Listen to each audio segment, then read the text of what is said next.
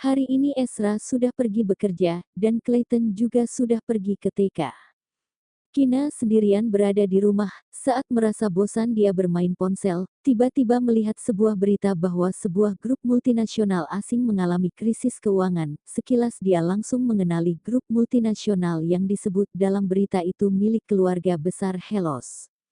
Tiba-tiba jantungnya berdegup kencang, suasana hatinya luar biasa gugup. Setelah ragu-ragu sejenak, dia baru mengklik berita itu. Di berita mengatakan karena grup multinasional ini mengalami krisis keuangan, pemilik grup multinasional malam itu juga terbang dari kota Leicester di negara ke luar negeri. Jadi, Hellos sudah pergi. Kina merasa sedikit tidak berani mempercayainya. Baca isi berita itu beberapa kali satu kata demi satu kata, tetap merasa seperti sedang bermimpi. Setelah pria itu mengancamnya, masih belum bilang ingin mengancam apa padanya tapi langsung pergi begitu saja. Setelah memastikan itu adalah berita asli, Kina merasa di dalam hatinya sangat rumit, tidak bisa mengatakan perasaan apa. Setelah dia tersadar, menemukan dirinya telah menangis. Mungkin karena diancam oleh Hellos, selama beberapa waktu ini, setiap hari hidup dalam ketakutan dan kekhawatiran, suasana hati juga sangat tertekan, kecuali Kevin, tidak berani memberitahu siapapun. Sekarang melihat orang yang mengancamnya itu telah pergi, suasana hati yang tegang dalam sekejap menjadi lebih rileks, meneteskan air mata bahagia. Setelah suasana hatinya sudah tenang, lalu tidak bisa menahan diri untuk berpikir dalam ketakutan. Tunggu setelah grup keluarga besar Hellos melewati krisis keuangan, apakah akan kembali lagi? Menekan suasana hati yang telah berubah menjadi agak berat, Kina menelepon Kevin, merundingkan hal ini dengannya. Akhirnya, dia baru mengetahui beberapa berita yang tidak dia ketahui dari Kevin. Setelah tahu bahwa Hellos seharusnya tidak akan bisa datang negara lagi, alasan spesifiknya tidak dapat diungkapkan. Mendengar Kevin berkata begini, memastikan Hellos tidak akan datang ke negara Kina tidak banyak tanya lagi mengakhiri telepon dengan Kevin. Dia melihat waktu, kemudian berjalan ke dalam toilet mencuci wajahnya, lalu turun ke lantai bawah untuk makan siang. Siang hari Ezra pulang kerja. Melihat beberapa hidangan favoritnya yang tersimpan di atas meja, selanjutnya melihat Kina membawa sup keluar dari dapur. Hal bahagia apa yang terjadi hari ini? Dia bertanya dengan sedikit mengangkat alis. Sebenarnya dia malah tahu persis suasana hati Kina bagus karena hal apa. Tidak, hanya ingin memberimu sebuah kejutan. Dia tersenyum sambil mengatakannya. Dulu saat pria ini ingin makan makanan yang dirinya masak, selalu pria ini yang menelepon pulang untuk memberitahunya, meskipun kali ini ada hal bahagia, tapi juga ingin memberinya sebuah kejutan. Benarkah? Ezra menunggu setelah dia meletakkan sup itu baru menarik tubuhnya ke sana, mencium pipinya dengan keras meninggalkan bekas bibir yang agak merah. Ezra ingin dia selalu tanpa kekhawatiran dan selalu gembira. Sebal, ayo makan. Kina melototinya dengan manja, mulai menggerakkan tangan mengambil nasi. Ketika makan, Ezra melihat dia berinisiatif membicarakan masalah kembali ke kota Leicester pada hari Jumat ini, baru benar-benar merasa tenang. Setelah selesai makan, mereka berdua jalan-jalan sebentar. Ezra lalu mengingatkan dia sudah harus kembali untuk istirahat. Kina tidak waspada, patuh mendengar katanya dan kembali. Hasilnya begitu kembali ke kamar, dia langsung menyesal. Namun, karena telah terjadi hal yang membuatnya bahagia, pada akhirnya tetap membiarkan pria ini berbuat sesuka hatinya. Hari Jumat mereka bertiga seperti biasanya kembali ke keluarga Okto. Ayah Kina dan ibu Kina sejak putrinya yang menghilang itu kembali. Setiap Jumat sore pasti akan pergi ke keluarga Okto, malamnya akan makan malam di keluarga Okto, serta nginap 1 atau 2 malam. Ketika masih muda ibu Kina adalah seorang perancang busana, dan ibu Kina, Kalenia adalah orang yang lebih modis. Dua wanita yang umurnya digabung bersama menjadi lebih dari 100 tahun itu berkumpul, selalu ada topik yang tak ada habisnya untuk dibicarakan. Malam hari, rumah keluarga Okto setelah selesai makan malam ibu Kina memanggil putrinya masuk ke dalam kamar. Mengeluarkan kartu undangan dari dalam tas berbicara pada putrinya dengan nada agak tidak senang. Ini adalah kartu undangan pertunangan yang dibagikan Tias. Dia meminta ibunya untuk memberikan ini padaku agar aku membawakannya untukmu. Katanya ingin kamu sekeluarga menghadiri pesta pertunangannya pada hari Minggu. Untuk apa dia mengirimkan kartu undangan untukku? Kina mengambil kartu undangan yang diberikan oleh ibunya lalu melihat ke depan dan belakang kartu undangan, tidak dibuka untuk melihat isi yang ada di dalam. Dia dan Tias tidak akur, bukan hanya satu sama lain tahu jelas, bahkan kedua keluarga juga sudah mengetahuinya. Tias bahkan memberikan kartu undangan untuk dirinya, mengundang dirinya sekeluarga bertiga untuk pergi menghadiri pesta pertunangannya. Dia tidak bisa menebak apa yang ingin Tias lakukan. Mang ada yang tahu. Ibu Kina mendengus lalu berkata, jika kamu tidak ingin pergi maka tidak perlu pergi agar tidak merasa suntuk setelah pergi. Kalau begitu, seharusnya Tias memberikan kartu undangan untuk ayah dan ibu bukan apakah kalian akan pergi?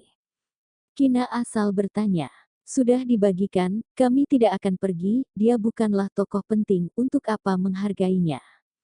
Ibu Kina berkata dengan nada sangat tidak senang, dia belum lupa bagaimana Brion Libra ibu dan anak itu dulunya bagaimana menindas Kina. Dia sama sekali tidak ingin berhubungan dengan keluarga Tias. Kalau begitu aku dan Esra juga tidak akan pergi. Kina mendengar ibunya berkata seperti itu, sambil tersenyum tipis memutuskan. Dia memang tidak terlalu suka menghadiri perjamuan dan sebagainya, terlebih lagi itu adalah perjamuan pertunangan Tias, dia lebih tidak ingin menghadirinya lagi. Ibu Kina mendengar dia berkata seperti ini, lalu ganti topik pembicaraan, setelah mengobrol-ngobrol tanpa sebab malah membicarakan Kevin. Kina tidak berpikir banyak merasa ibunya karena terakhir kali Kevin datang ke kota Leicester dan obat penurun tekanan darah yang diresepkan sangat efektif, ibunya baru membicarakan Kevin. Oleh karena itu, pada dasarnya Kina akan menjawab semua pertanyaan yang diajukan ibunya tentang Kevin. Malam hari, Esra kembali ke kamar, melihat kartu undangan yang terletak di atas meja. Dia bertanya, Kina ini dari siapa? Lihat saja, nanti juga tahu. Kina mendongak menatapnya sekilas, lalu menundukkan kepala membaca buku lagi. Mendengarnya, Esra mengambil kartu undangan dan melihatnya. Setelah beberapa detik terdengar suaranya yang dingin dan berat, sungguh tidak tahu bagaimana dia bisa tidak malu masih berani memberikanmu undangan. Tidak perlu pergi.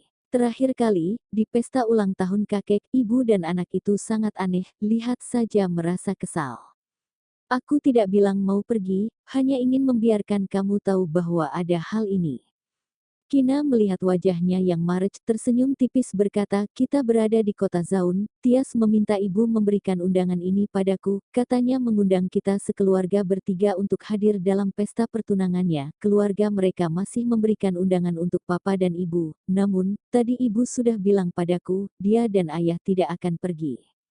Mendengar jawabannya, Esra merasa cukup puas. Kemudian, merobek kartu undangan itu dan membuat ke dalam tong sampah. Apanya yang pesta pertunangan? Itu adalah pesta yang memiliki trik licik. Keesokan harinya, Kina menerima telepon dari kakeknya, tetua Libra, bertanya padanya apakah Minggu akan datang menghadiri pesta pertunangan Tias. Kina menolak dengan alasan Minggu sore harus kembali ke kota Zaun. Namun, di sore hari, tetua Libra menelepon lagi, katanya berharap mereka sekeluarga bisa datang menghadiri pesta pertunangan. Tetua Libra juga tahu mereka kakak beradik sepupu tidak akur, tapi jika membiarkan orang luar tahu bahwa kakak beradik keluarga Libra tidak akur, bahkan tidak datang menghadiri pesta pertunangan kakak sepupu sendiri, tidak baik jika sampai tersebar keluar. Selain itu, di belakangnya ada keluarga Okto, jika bisa hadir bersama Esra, keluarga suami Tias kelak akan lebih menganggap penting Tias. Kina merasa jika Tias benar-benar telah bertobat, dia akan pergi menghadirinya. Saat pesta ulang tahun kakeknya, Brion masih bermulut manis tapi di dalam hati penuh niat jahat. Pada saat itu, ibunya marah sekali hingga melawannya. Menurut pemahamannya terhadap Tias selama 4 tahun, kali ini begitu gigih mengundang dirinya menghadiri pesta pertunangannya, kemungkinan ingin melakukan trik licik lagi. Pada akhirnya, melihat kakeknya sungguh sangat berharap dia bisa hadir, Kina hanya bisa membicarakannya dengan Esra. Jika pergi baru dibicarakan lagi setelah selesai menelepon kakeknya, Kina mencari Esra, membicarakan hal ini sejenak dengannya. Esra merenung selama beberapa detik, berkata dengan nada bicara dingin dan kejam, "Kalau begitu pergi saja, jika Tias melakukan hal licik lagi, aku akan langsung menghabisinya." Membuat pesta pertunangannya berubah menjadi pemakaman. "Ya, kalau begitu pergi saja." Mendengar kata-katanya ini, Kina ikut menyetujui untuk menghadiri upacara pernikahan Tias.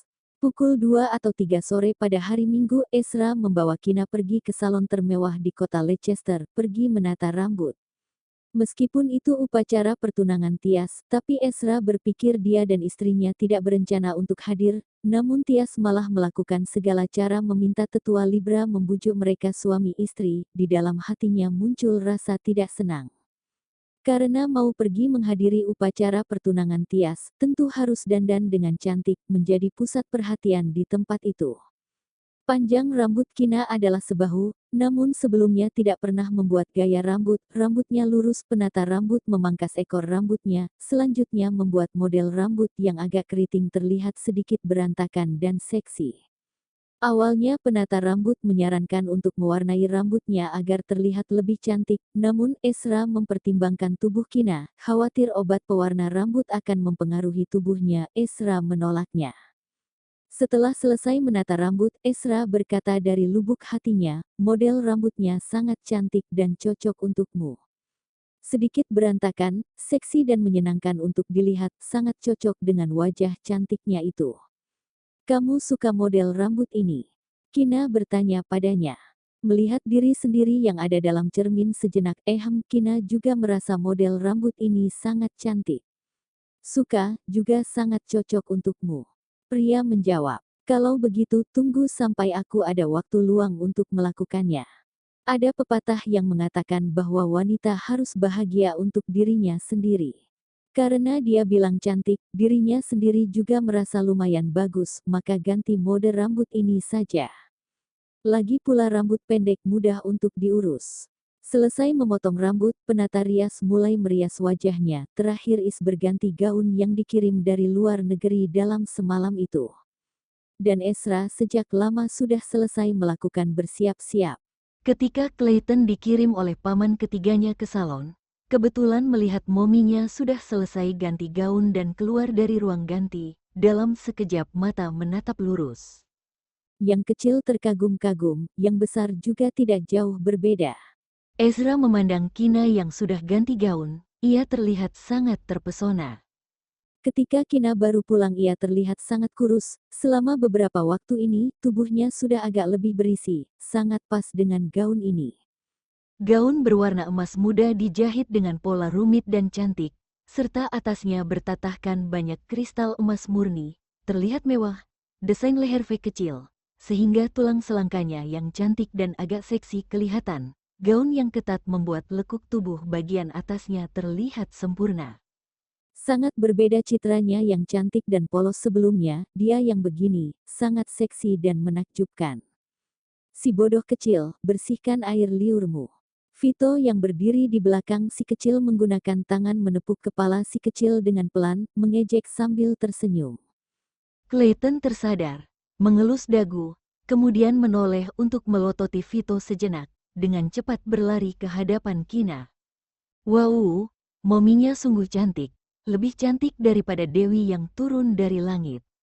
Apakah momi seperti ini terlihat cantik, unyu-unyu?" Kina tersenyum tipis bertanya pada putranya, meskipun dari reaksi putranya dia sudah tahu jawabannya. Tiba-tiba Clayton mengangguk sekuat tenaga, mengambil tablet dan menulis, "Cantik, Momi lebih cantik dari Dewi, ini pertama kalinya aku melihat Momi secantik ini." Melihat kata-kata ini, Kina tidak bisa menahan diri untuk tertawa. Seperti teringat sesuatu, Clayton berlari ke hadapan Vito, setelah membuka kamera di tablet, menyodorkan tablet ke tangannya, akhirnya berlari kembali ke sisi Kina. "Kakak ipar Kina, keponakan kecil ingin berfoto denganmu." Meskipun si kecil tidak mengatakan apapun, tapi Vito tahu apa niat si kecil. Kina berpikir sejenak, sambil tersenyum berkata pada pria yang ada di sebelahnya, Ezra, kita sekeluarga masih belum pernah mengambil foto keluarga secara formal, tidak tahu apakah di toko ini ada kamera yang bisa dipinjam sebentar. Tidak menunggu Ezra bicara, kepala toko yang berdiri di sebelah langsung mengatakan, ada, nyonya muda kedua tunggu sebentar. Selesai bicara, langsung berbalik untuk pergi ambil kamera. Salon ini agak besar, biasanya beberapa selebriti dan wanita kaya juga suka ambil foto setelah melakukan styling, oleh karena itu toko merancang beberapa pemandangan indah secara khusus untuk mengambil foto. Setelah selesai foto keluarga, waktu juga sudah hampir mendekati jam acara dimulai, lalu berangkat ke hotel tempat pertunangan Tias dilaksanakan. Karena Ezra sengaja tidak pergi lebih awal ketika tiba di lokasi pertunangan, meskipun tidak terlambat tapi hampir semua tamu sudah berada di ruang perjamuan. Kakak beradik keluarga Okto yang memiliki tampang luar biasa, ditambah Kina yang sudah berdandan cantik, dipadukan dengan seorang si kecil yang tampan, imut dan tampak dingin. Begitu 4 orang melangkah ke dalam ruang perjamuan, mereka dengan cepat menjadi pusat perhatian. Pemeran utama perjamuan pertunangan malam ini sedang duduk di tempat. Tias mengenakan gaun yang dibuat khusus, itu dibuat oleh tim profesional asing dalam semalam pengerjaan yang sangat bagus. Modelnya juga sempurna sekali, namun, gaunnya berwarna putih bulan, sama sekali tidak semewah gaun mewah Kina yang berwarna emas muda itu. Oleh karena itu, begitu melihat Kina masuk, senyuman di wajahnya langsung kaku. Tapi pada akhirnya dia dan tunangannya tetap maju ke depan menyambut mereka.